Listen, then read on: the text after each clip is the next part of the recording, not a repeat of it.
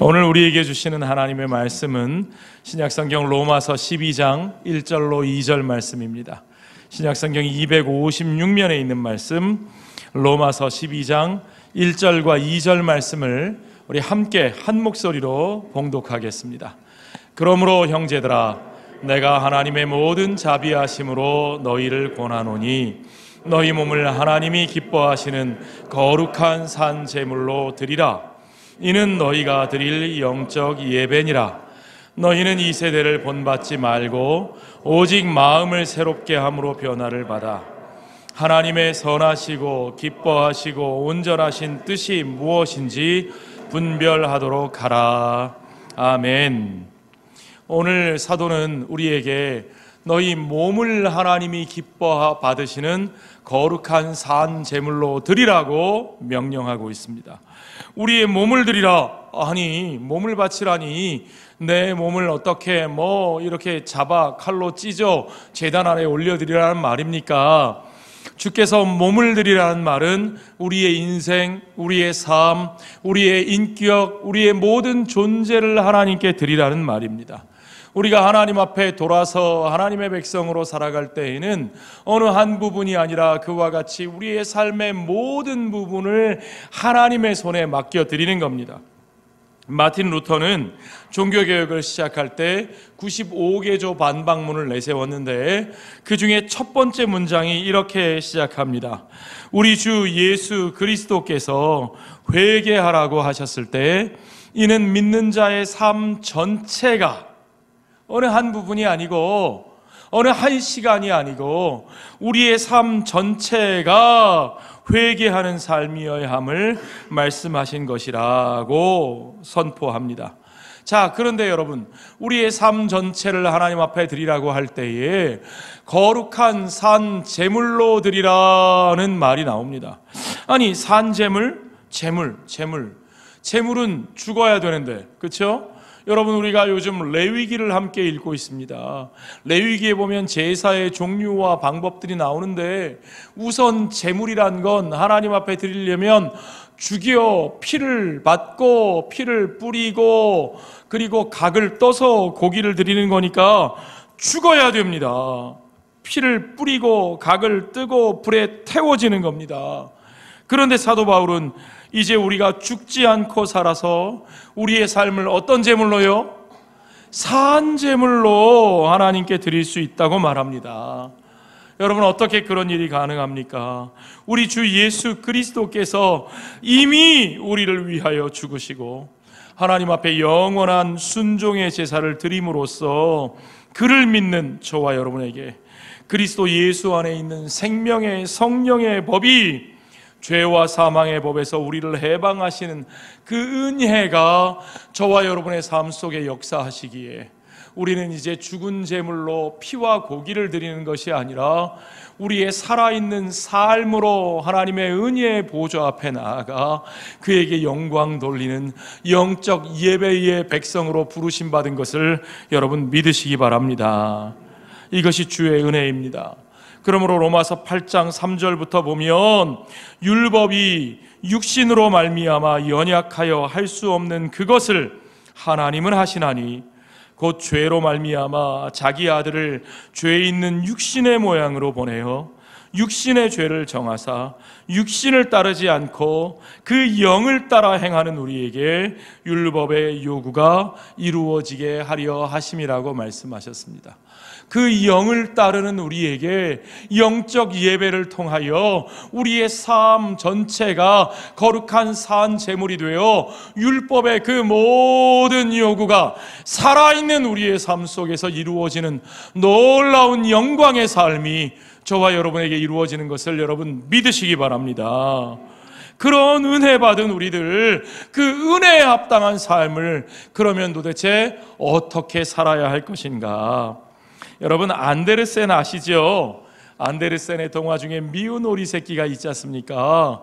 그 오리들이 백조 새끼 한 마리가 그 안에 들어오니까 자기들과 다르게 생겼다고 미워하고 쫓아내고 막 구박하는 얘기죠. 실제로 동물들에게는 그런 속성이 있다 그럽니다. 그 무리 속에 다른 이론을 공격하는 경향이요. 자기와 다르거나 이상한 깃털을 가진 새들, 특히 새들이 그런데요, 그들을 무리에서 쫓아내는 경향이 있는 거죠. 새들만 그런 건 아닙니다. 사람도 마찬가지예요, 여러분. 사람들은요, 비슷하지 않은 걸 좋아하지 않아요. 사람들은 자기와 비슷한 존재를 찾아요. 그래서 비슷하게 살아가기를 원해요. 그런데 우리 그리스도인은 어떤 사람들입니까? 우리는 세상과 비슷하게 살아가면 안 되고, 우리는 구별된 삶을 살도록 부르심을 받은 사람들입니다. 그런데 우리가 세상 사람들과 비슷하게 살지 않으면, 적당히 묻혀가며 살지 않으면, 여러분, 세상에 그런 말 아시죠? 모난 돌이 정 맞는다. 튀지 마라, 튀지 마라. 그러니까 그리스도인이 구별된 삶을 살게 되면 우리는 자꾸 그들과 이질감을 가지게 돼서 사람들로부터 미움을 받고 불쾌함을 당하고 밀려나게 되는 거죠. 그래서 우리가 하나님의 말씀대로 사는 일이 쉽지 않습니다. 하나님은 우리가 세상 가운데 구별된 삶을 살기를 원하시는데, 세상은 그런 우리를 공격하고 미워하기 때문에 우리가 그런 삶을 선택하기가 쉽지 않은 거지요. 그런 우리들에게 오늘 본문의 2절 말씀은 이 세대를 본받지 말라고 명령하고 있어요. Do not conform to the pattern of this world. 이 세상의 패턴을 그대로 따라서 살지 말아라. 다시 말하면 우리의 마음을 새롭게 함으로 변화를 받아서 세상과는 다른 모습으로 살아야 한다고 말씀하고 계시는 겁니다. 자, 이렇게요, 하나님은 구별된 삶으로 우리를 부르셨습니다. 구별된 삶으로 우리를 부르신 이 이야기, 사도 바울이 로마서에서 처음 하고 있는 걸까요? 사도 바울이 별나서 이렇게 얘기하는 걸까요? 아니요. 사실은 성경 전체가 창세기에서부터 우리에게 그것을 말씀하고 있어요. 여러분, 창세기 12장 1절 2절 보십시오. 여호와께서 아브람에게 이르시되 너는 너의 고향과 친척과 아버지의 집을 떠나 내가 내게 보여줄 땅으로 가라. 내가 너로 큰 민족을 이루고 내게 복을 주어 내 이름을 창대하게 하리니 너는 복이 되리라. 하나님이 아브라함에게 주신 복, 큰 민족을 이루어서 세상 사람들의 복, 축복이 되는 삶을 살게 하겠다.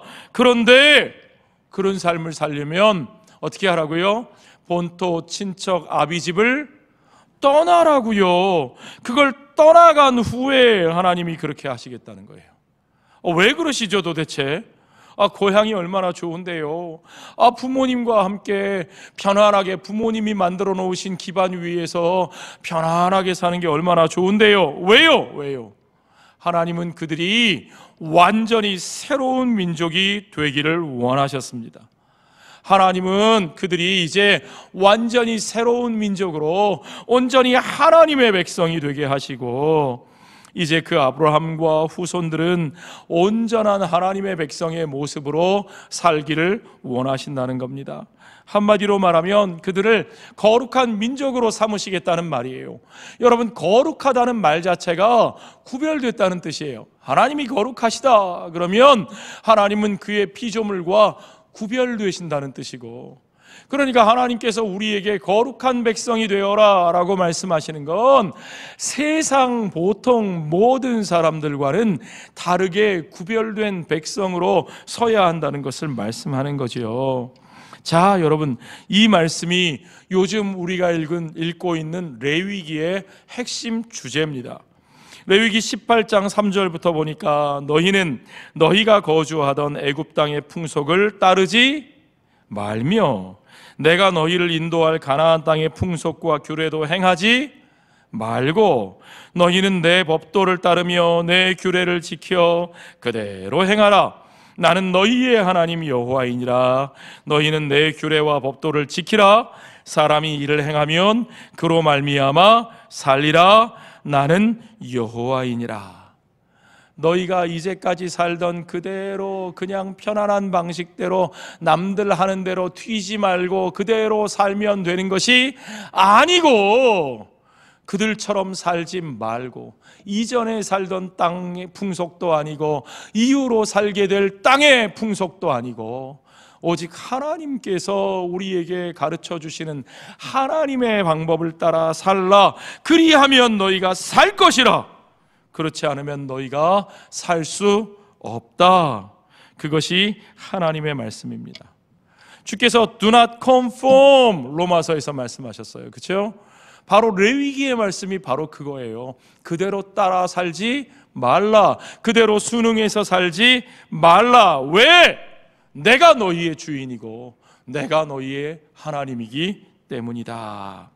자, 그러면 도대체 그 구별된 삶의 모습은 어떤 것일까요? 우리가 그걸 좀 구체적으로 살펴보겠습니다. 구별된 하나님의 백성들의 삶의 모습을 가장 잘 말씀하시는 것은 마태복음에 나타나는 산상설교 예수님의 말씀입니다. 너희는 너희가 거주하던 애굽 땅의 풍속을 따르지 말라 하셨던 그 말씀대로 주님께서는 우리가 이 세상 사람들과 다르게 살아야 한다. 그들과 같이 살지 말라. 너희 가운데서는 달라야 한다고 그와 같이 말씀하고 계시죠. 어떻게 사는 것이 다르게 사는 것인가? 다르게 살기 첫 번째, 소금과 빛으로 사는 겁니다. 자, 여러분, 우리는 세상의 소금이고 우리는 세상의 빛이라고 말씀하셨습니다. 소금은 세상의 방부제와 같은 역할이에요. 썩어가는 것을 썩지 못하게 하는 거예요.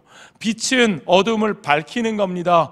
어둠 속에서 어둠을 밝혀 그곳에 많은 것들이 드러나게 하는 겁니다. 그러니까 당연히 소금은 음식 속에 들어가야 하고 당연히 빛은 어둠 속에 들어가야 합니다. 그런데요, 여러분, 음식 속에 들어간 소금이 소금의 정체성을 잃어버리면 음식을 썩지 않게 할 수 있을까요? 그럴 수 없죠. 어둠 속에 들어간 빛이 어둠과 똑같아져 버리면 어둠을 밝힐 수 있을까요? 그럴 수 없죠. 이것이 중요합니다. 여러분, 중요한 것은 그리스도인들이 세상 속으로 침투해 들어가되 그들이 하나님 나라의 고유성, 하나님의 백성의 정체성을 잃어버리면 안 된다는 거죠. 소금이 짠맛을 잃으면 아무 쓸모가 없습니다. 어둠이 빛나지 않고 희미해지면 아무 유익이 없습니다.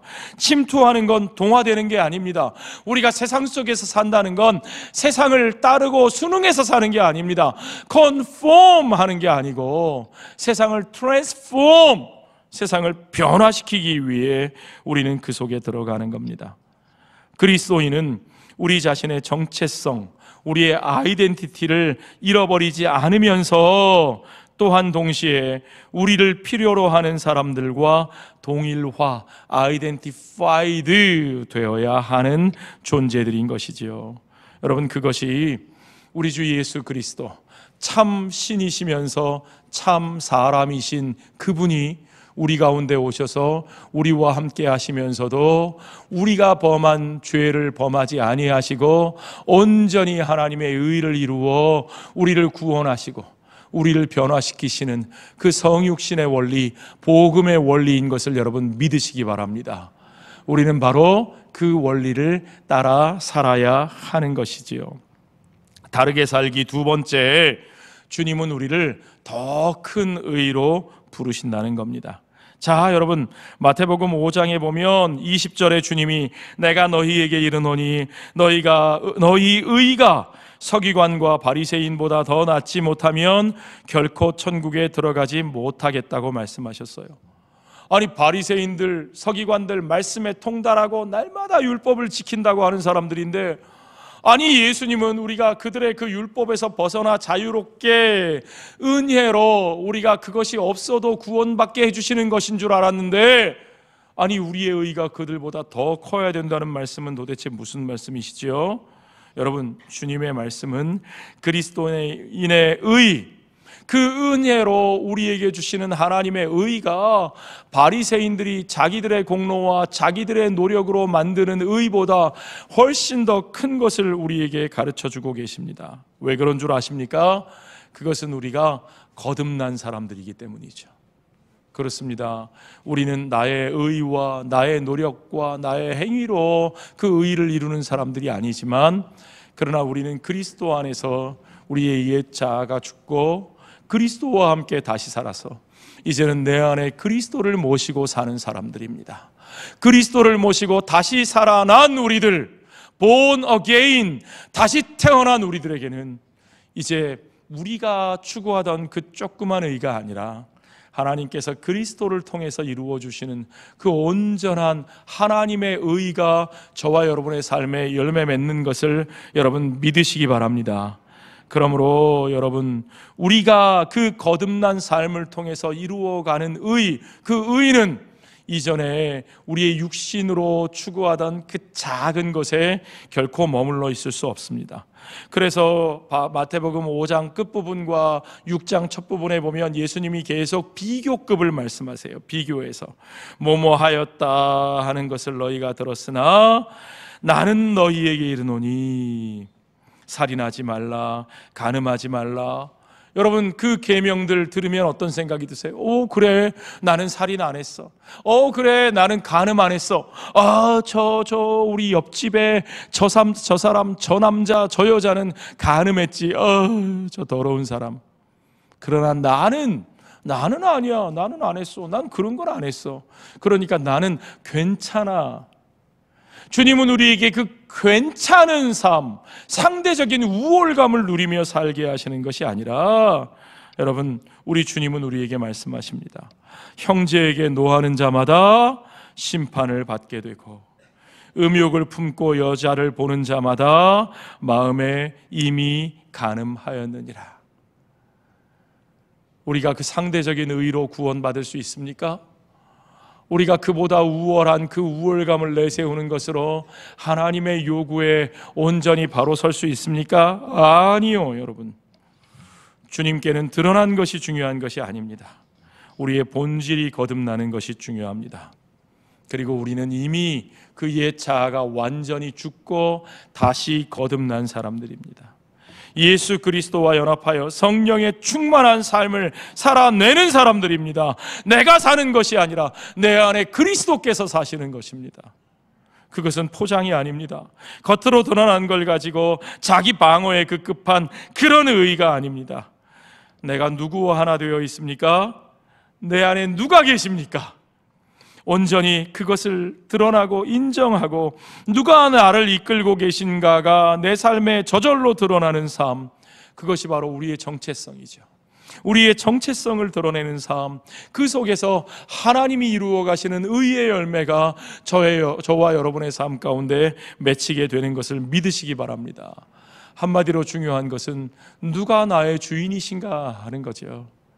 오직 그분을 주인으로 붙들고 살아갈 때 나의 의의가 아니라 그분의 의의가 우리의 삶에 맺혀질 수 있음을 여러분 믿으시기 바랍니다. 다르게 살기 세 번째는요, 주께서 우리를 더 넓은 사랑으로 부르셨다는 사실입니다.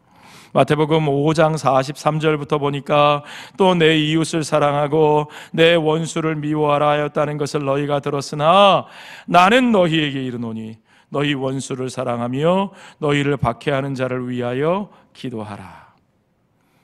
우리가 구약 성경에 대해서 오해를 하고 있는 게 많습니다. 구약 성경은 이웃을 사랑하고 원수를 미워하라고 했어. 그런데 예수님이 원수를 사랑하라고 하셨어. 아니요. 사실은요, 구약 성경 어디를 찾아봐도 내 원수를 미워하라는 말씀은 없습니다. 오직 내 이웃 사랑하기를 내 자신같이 하라라는 말씀이 레위기 19장에 나오는 것뿐이죠. 그런데 유대인들 스스로 자신들의 이웃의 범위를 좁히는 거예요. 내 이웃은 이런 사람이야. 내 이웃은 내 동포만, 내 이웃은 나와 마음이 맞는 사람만, 그리고는 자기들이 가진 편견과 증오와 혐오를 정당화하는 겁니다. 자기 생각, 자기들의 이데올로기를 가지고 하나님의 말씀을 짜 맞추는 거예요. 오늘날에도 그런 사람들이 있습니다. 사랑할 수 있는 사람만 사랑하고 사랑하기 힘든 사람들은 밀쳐내고 담을 쌓고 그들을 배제하면서 혐오하면서 그것을 정당화하는 사람들이 오늘날에도 얼마나 많은지 몰라요. 기독교인들 중에도 얼마나 많은지 몰라요. 주님은 그런 사람들에게 선한 사마리아인의 비유를 통해서 도대체 누가 너의 이웃이 되겠느냐 그렇게 물으셨어요. 자, 여러분, 원수가 누굽니까? 이스라엘 사람들, 유대인들에게는 사마리아인들이 왼수 중에 왼수였어요. 그런데 주님은 바로 그 원수, 그가 우리의 이웃임을 말씀하시고 우리가 그들을 사랑해야 한다고, 그 사랑하기 어려운 그들을 바로 우리가 사랑해야 하는 것이라고 말씀하고 있는 거죠. 주님은 우리가 사랑의 바운더리를 넓혀야 한다고 말씀하십니다. 왜요? 그것이 주님이 우리를 사랑하시는 은혜의 방식이기 때문입니다. 예수님이 우리를 어떻게 사랑하셨어요? 우리가 의로워서, 우리가 사랑할 만해서, 너무 사랑스럽고 애교가 많아서요? 저같이 잘생긴 사람 얼굴 잘생겨서요? 죄송합니다. 예. 성경은 분명히 말씀하셨어요. 우리가 아직 죄인 되었을 때에 주께서 그 죄인인 우리들을 사랑하시기 위해서, 구원하시기 위해서 우리를 위하여 십자가에 피 흘려 죽으신 것을 여러분 믿으시기 바랍니다. 그것이 우리 주님의 사랑의 방식입니다. 주님은 우리가 바로 그런 방식으로 사랑해야 한다고 말씀하고 계시는 거죠. 우리가 그렇게 주님의 그 사랑의 요구에 순종할 때에 우리가 진짜 하나님의 자녀임을 증명할 수 있게 됩니다. 그래서 마태복음 5장 45절에 보니까 이같이 한즉, 그렇게 원수를 사랑한즉 하늘에 계신 너희 아버지의 아들이 될 것이라. 아멘. 그렇습니다. 여러분, 마귀의 방법은 선을 악으로 갚는 겁니다. 배신하는 거죠. 속이는 거죠. 세상의 상식과 도덕은 선한 경우에만 선으로 갚는 겁니다. 그래서 우리도 그렇게 말합니까? 아니, 저 사람이 나에게 경우 없이 했잖아요. 왜 나한테만 그렇게 요구하세요? 경우를 따지는 거, 그거 세상의 상식이에요. 우리 그리스도인들은 그 경우만 따지고 살면 안 됩니다. 그리스도인의 방법, 하나님 나라의 방식은 무엇입니까? 그것은 악을 선으로 갚는 것임을 여러분 믿으시기 바랍니다. 자, 우리 이제 마지막으로 우리가 하나님 나라의 방식으로 살아야 합니다. 우리가 어떻게 하면 이 땅에서 하나님 나라 방식으로 살 수 있을까요? 제가 학생 때 본 연극 중에 독일 연극인데요, 나인 자거라고 하는 제목의 연극이 있습니다. 야, 영어로 예스입니다. 나인, 영어로 노입니다. 야 자거, 예스맨, 맨날 예스 예스 예스 하는 사람입니다.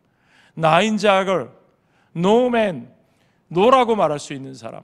어느 때요? 세상의 모든 사람이 다 예스라고 말하고 한 방향으로 흘러가도 그것이 잘못된 방향일 때는 기꺼이 벌떡 일어서서 혼자 노라고 말할 수 있는 사람. 그런데 여러분, 그런 사람 세상에서 어떻게 해요? 환영받아요? 박수 받아요? 영웅이라고 칭찬 들어요? 아니요. 그런 사람을 향해서 세상은 돌을 던집니다.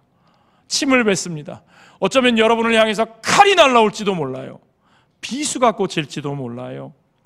그러나 여러분, 주님께서는 Do not conform to the pattern of this world. 너희가 이 세대를 본받지 말라고 분명하게 말씀하셨습니다. 한 신약학자는 이 본문을 이렇게 번역했어요. 더욱이 여러분은 현 시대가 강요하는 틀에 자신을 맞추지 마십시오. 자, 여러분, 이 시대, 이 세상은 우리에게 자기들이 짜맞춰 놓은 틀, 프레임, 요즘 프레임이라는 말 많이 쓰죠. 시대가 짜놓은, 세상이 짜놓은 그 프레임을 우리에게 강요하고 있는 거예요.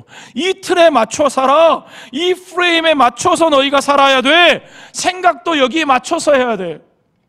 그러나 여러분, 생각해 보세요. 그 프레임이 다 옳은 걸까요? 그 프레임 안에서 살아야 우리가 생각하고 살고 성공할 수 있을까요? 아니에요. 그렇지 않아요. 제가 가르치던 어떤 청년이 저에게 이렇게 물어봐요. 목사님은 똑똑하고 싶으세요? 착하고 싶으세요? 여러분은 뭘 원하세요? 똑똑해지고 싶으세요? 착해지고 싶으세요? 그래서 나는 둘 다 원하는데, 그랬더니 아니요. 한 가지만 선택하셔야 돼요. 둘 다는 안 돼요. 그래서 제가 그랬어요. 아니야. 넌 지금 나에게 프레임을 짜놓고 그 프레임을 강요하고 있어. 똑똑해지면 착해질 수 없다고? 착하면 똑똑할 수 없다고? 아니야, 그렇지 않아. 우리는 똑똑하면서 착하게 살 수 있고 착하면서 똑똑하게 살 수 있어. 동의하십니까? 이거 프레임이에요. 프레임을 짜놓고 마치 그 프레임이 진실인 것처럼 그렇게 우리에게 강요해요. 받아들이라고. 그런데 아니에요. 세상이 우리에게 그렇게 강요하지만 그러나 우리는 그 프레임에 넘어가면 안 됩니다. 자, 여러분, 착하면 잘 살 수 없다고요? 인류의 역사는 살아남기 위해서는 싸우고 이겨야만 한다는 착각이 만들어낸 하나의 비극이라고 제가 교제하는 어떤 목사님이 말씀하셨어요. 그렇습니다, 여러분. 내가 살아남기 위해서는 남을 짓밟고 싸우고 이겨내야만 살아남을 수 있다? 이거 진실일까요? 세상은 이걸 진실로, 기본으로, 프레임으로 받아들이라고 우리에게 강요하고 있어요. 그러나 그건 진실이 아닙니다. 그 착각이에요. 오히려 우리는 남을 짓밟고 서로 잡아먹고 싸우면 같이 망하고 같이 죽을 수밖에 없지만 내려놓고 섬기고 희생하고 양보하고 사랑하면 우리는 같이 살아갈 수 있습니다. 죽어가는 사람도 살릴 수 있습니다. 아멘. 복음의 메시지는 내가 먼저 사랑하는 삶을 통해서 나 자신은 물론 이웃을 살려내는 십자가의 정신인 것을 여러분 믿으시기 바랍니다. 그렇습니다. 우리 주 예수님이 선포하신 하나님 나라에 속한 삶이 바로 그런 삶입니다. 그런데 오늘 우리의 모습은 어떻습니까? 우리는 왜 세상의 패턴에 순응하기를 거부하지 못하고 NO라고 말하는 삶을 살지 못하고 그저 예스맨으로 끌려가며 살고 있습니까? 그건 결국 내 자신을 부인하지 못해서 그래요. 예수님이 우리에게 말씀하셨죠. 마태복음 16장에서 이에 예수께서 제자들에게 이르시되 누구든지 나를 따라오려거든 자기를 부인하고 자기 십자가를 지고 나를 따를 것이니라. 그렇습니다, 여러분. 자기를 부인하지 못하는 자는 결국 주님을 따르지 못하고 그냥 세상에 순응하고 세상의 흐름을 따라가게 되어 있습니다. 주님은 자기의 욕망을 강화하고 성취시키는, 그거 이루어주는, 세상에서 1등하게 만들어주는 우주의 놀라운 기운, 주님은 그런 분이 아닙니다. 만약에 여러분이 믿는 하나님이 그런 종류의 신이라면 여러분은 무당 종교를 믿는 거지 여러분은 기독교인이 아닙니다. 우리를 그 나라의 거룩한 백성으로 부르신 하나님께서는 우리가 자기를 부인하고 그 욕망을 부인하고 세상의 패턴을 따라가는 자가 아니라 자기 십자가를 지고 오직 주님을 따르기를 원하시는 것을 믿으시기 바랍니다. 그래서 오늘 로마서 12장 2절의 하반절은 우리에게 분명히 말합니다. 오직 마음을 새롭게 함으로 변화를 받아 하나님의 선하시고 기뻐하시고 온전하신 뜻이 무엇인지 분별하도록 하라고요. 오직 나의 묵은 마음을 갈아엎고 우리의 마음을 새롭게 해야만 합니다. 여러분, 살던 대로 살면 안 됩니다. 편한 대로 살면 안 되는 겁니다. 그렇게 살면 안 됩니다. 과감하게 새롭게 하고 바꿀 수 있어야만 합니다. 그래야만 하나님의 뜻을 옳게 분별할 수도 있고 거기에 순종할 수도 있게 되는 것입니다. 그것이 새해 첫 달 올해 이 주제 성구인 이 말씀을 통해서 저와 여러분에게 주시는 하나님의 말씀인 것을 여러분 믿음으로 받으시기를 바랍니다. 기도하겠습니다.